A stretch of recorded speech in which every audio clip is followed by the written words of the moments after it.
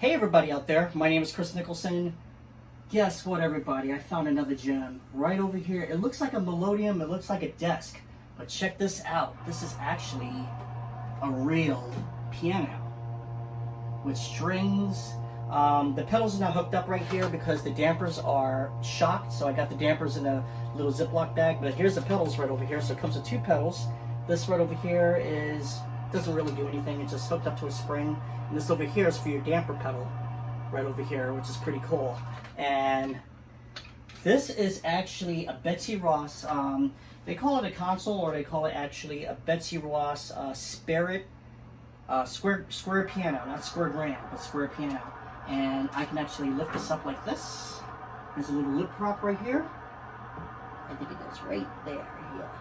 And I don't have the pedals on because there's no dampers, but just want to play every note, which is...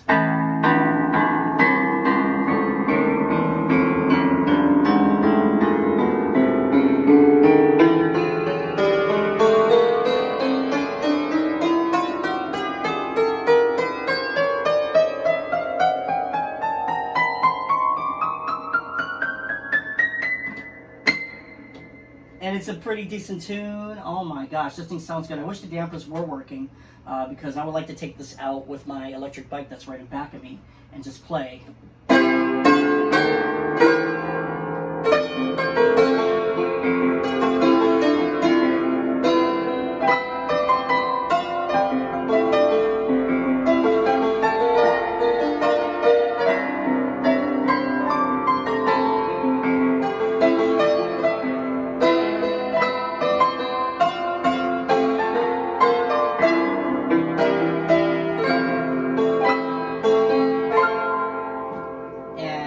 So it's ringing because all the dampers are out of it. It's shocked. It's kind of weird. This is a 64 note, and this is definitely a Betsy Ross, which is actually made by Lester.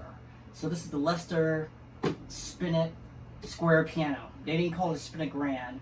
One thing about it though is that I can take all of this off, and what I'm going to do is I'm going to take this off so you can actually see the inside of it. But this is such a cool piano, and let me play a little bit more on it, which is good.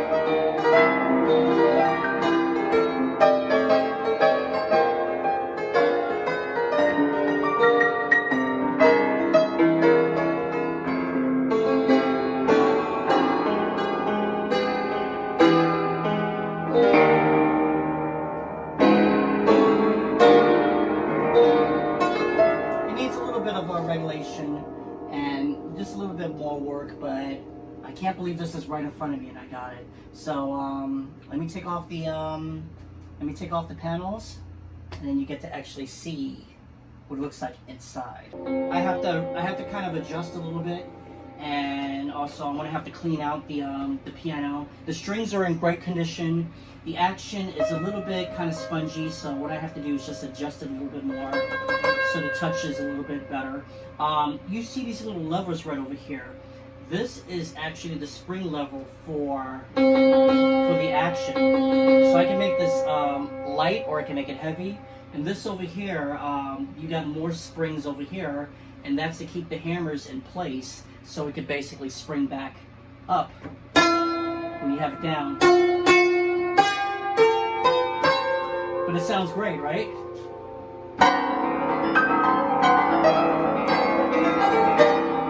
Just a lot of sustain.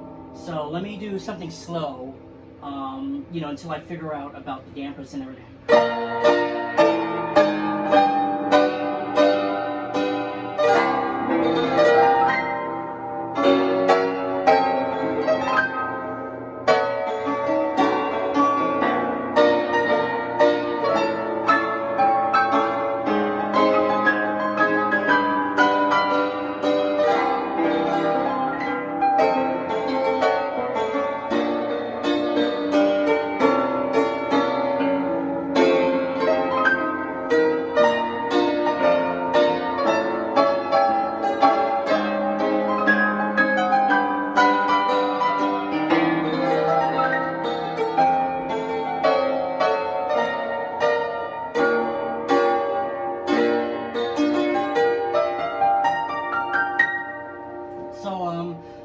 piano was actually made by Betsy because I'm looking at the keys right over here, and I did look up the piano before I bought it, and they said it's called a Betsy Spinet square piano. Not square grand, but square piano.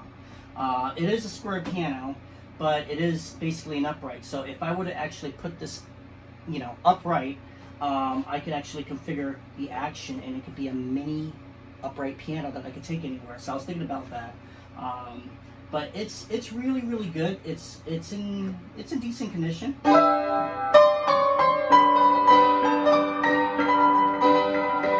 Action needs work.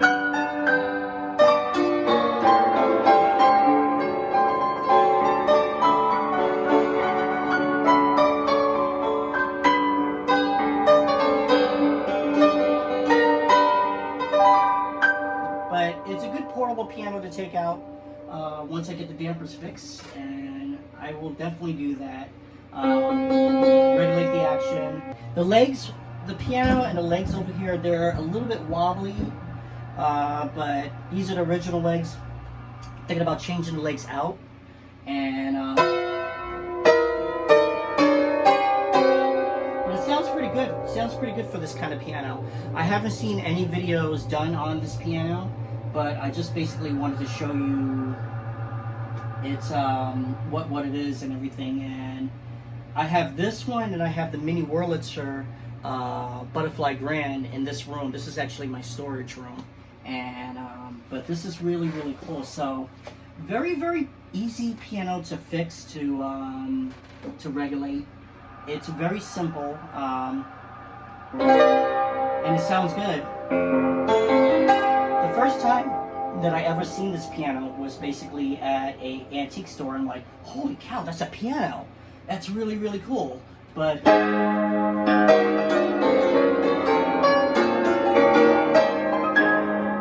it's, as I said, it's kind of jumbled up with no dampers on it.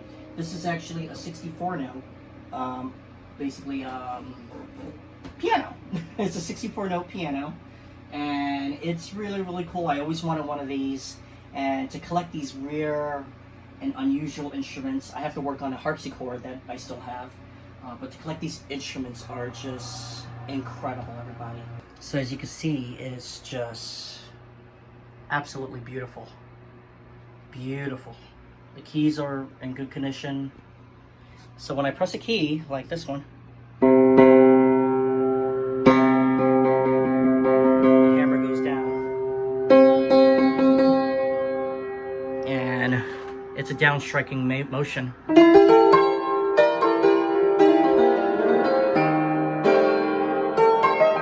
I'm gonna have to regulate it just a little bit more. But it sounds good, right?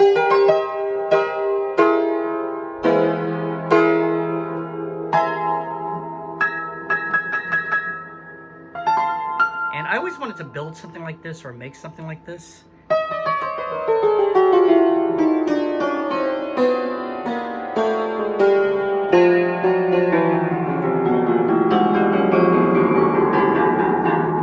And you know, it's a very tinny sound and everything, so I'm gonna have to shape up the hammers. Hammers are much smaller.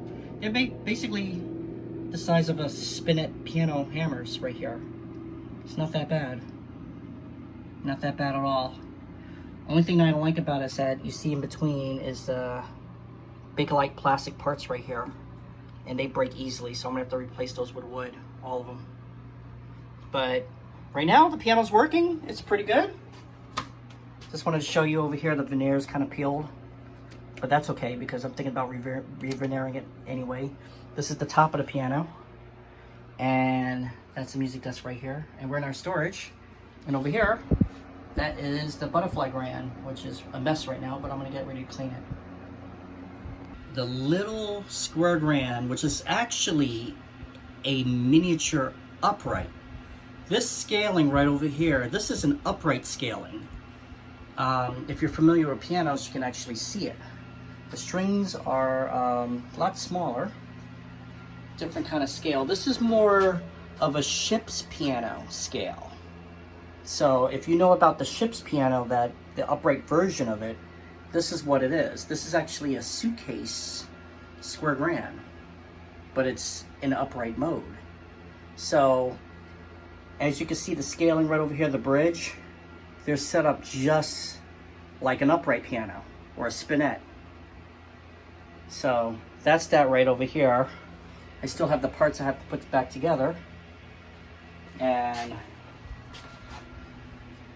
the keys, the bushings, they all need changing. So I'm going to change out the bushings.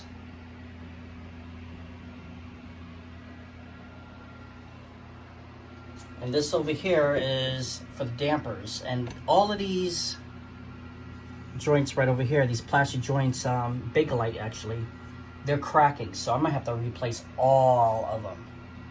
I have to replace all of them, which is going to be a pain in the butt because then I have to size them all up. And over here is all the hammers. And they have those same joints too, but they seem to be okay. So I'm just going to leave those alone. But the keys, this is a 64 note. 64 note. And I still have this little grand I have to work on. Just to have these two pianos is unbelievable. So what I did is I installed the key bed inside the piano, and this is how it is. It lays right on top of the strings, on top of the soundboard. It's a down strike motion of the hammers. And I think that's really cool. This can actually be converted into a mini upright. You know, if you know what you're doing, it can actually really be converted to a mini upright. So I'm thinking about it, everybody, thinking about it. So I took off all the old bushings because they were all bad. And I got some new bushings, which I'm going to actually replace them with. Okay, so now I put the new bushings on. And they have the new punchings over here too. It looks more uniform, which is good. Nobody's going to see it because the keys are, it's going to be underneath the keys. But now I have to clean all these keys. I think that's what's going to come next. But it looks good. The strings look very, very good. You know, I even tested them out. I actually pounded them and pressed real hard on them. Hopefully they don't break, but they don't seem like they're gonna break. They're really good. I cleaned them a little bit more, and it looks really good. Okay, so I clean all of the sharps, and I put them on first. Now, the reason I did that is to show you, with this kind of piano, you cannot spray any kind of liquids on top of here. You have to spray it on the cloth. The reason of that is because the strings are right below the keys. Just like that. Usually a key bed, it's covered. And so I might end up just covering this up myself. Just take a piece of wood and cover that up and actually do that. But it might lose a little bit of the sound because it's around. The sound's actually going down. So it's just like a grand piano. And upright, the sound is going to the wall. You know, unless if you take off the front panel. So the front panel is going to be off anyway. So just to show you that, the natural keys, I am trying to work on it and polish it a little bit more. These are all the old bushings on this Wurlitzer grand piano. And I'm excited. Can't wait to tune it up and play it for you guys. Okay, so the sharps and the naturals are both on, and it's hiding the first part of the strings. And over here is where the action is actually going to be, just like an upright action. Just like an upright action. A little bit different, a little bit smaller. But this is the most coolest piano that I've ever worked on. This, and of course this little one right here. Well, everybody, thank you so much for watching this video. I am gonna fix this even more, and also my Wurlitzer Butterfly Grand.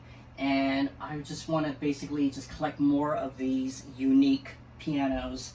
My partner actually has a 68 note upright, which sounds like a full-size upright, and I put a player system inside that, so you've probably seen the video of that. This won't be able to have a player inside, but it's just unique. It's a real acoustic piano, which is really good. So do me a favor, click like, subscribe, follow me on everything, and don't forget to subscribe. Notifications.